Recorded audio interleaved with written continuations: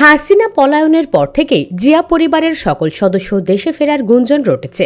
যদিও 7 থেকে 8 মাস পেরিয়ে গেলেও কেউ দেশে ফেরেননি, তবে অতি দ্রুত ফেরার কথা রয়েছে।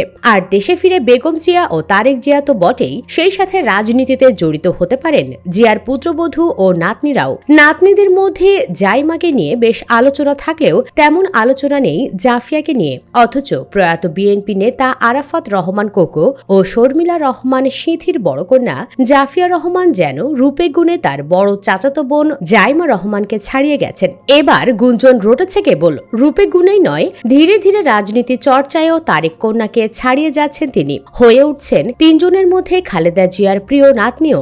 আরাফাত রহমান কোকো সাবেক রাষ্ট্রপতি জিয়াউর রহমান ও বাংলাদেশের প্রথম নারী প্রধানমন্ত্রী খালেদা জিয়ার কনিষ্ঠ পুত্র।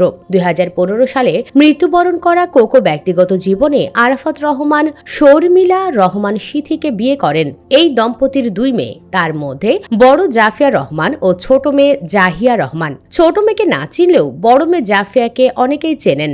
হাসিনা আমলেও তিনি একাধিকবার দাদিকে দেখতে ঢাকায় এসেছিলেন। জাফিয়া মালয়েশিয়া পড়াশোনা করছেন, তবে কোন বিশ্ববিদ্যালয়ে কিসে পড়েন সেটা জানা যায়নি। জাইমার মতো তিনিও গ্র্যাজুয়েশন করেছেন কিনা সেটাও নিশ্চিত নয়। জাফিয়াকে খুব বেশি গণমাধ্যমে দেখা যায় না, তবে চিকিৎসার জন্য তার দাদি লন্ডন ক্লিনিকে ভর্তির পর জাইমা ও তার মায়ের সাথে একাধিকবার ক্যামেরাবন্দি হতে দেখা যায়। জাফিয়া রহমানের অসংখ্য ছবি সামাজিক যোগাযোগ মাধ্যমে ছড়িয়ে আছে।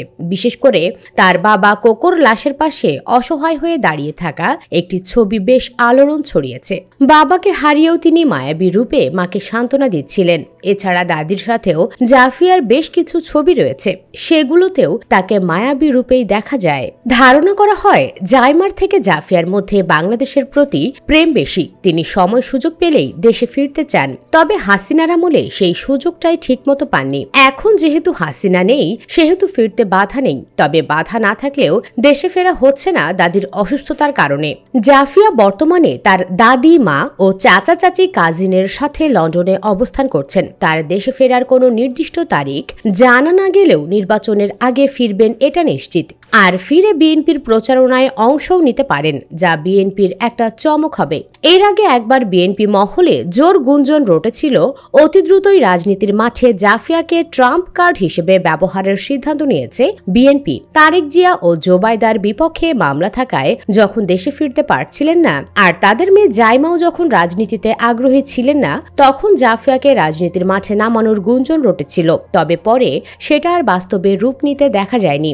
এখন আর বিএনপির সেই ট্রাম্প কার্ডের প্রয়োজন হবে না বলে ধারণা করা হচ্ছে। তবে রাজনৈতিক পরিবারের সন্তান হিসেবে জাফিয়াও একসময় রাজনীতিতে জড়াবেন, এটাও সবাই বিশ্বাস করে। বাবাকে হারালেও জাফিয়ার মা শর্মিলা সিথি এখনো আছেন, তবে তার রাজনৈতিক ক্যারিয়ার মায়ের হাতে নয়, দাদির হাতে।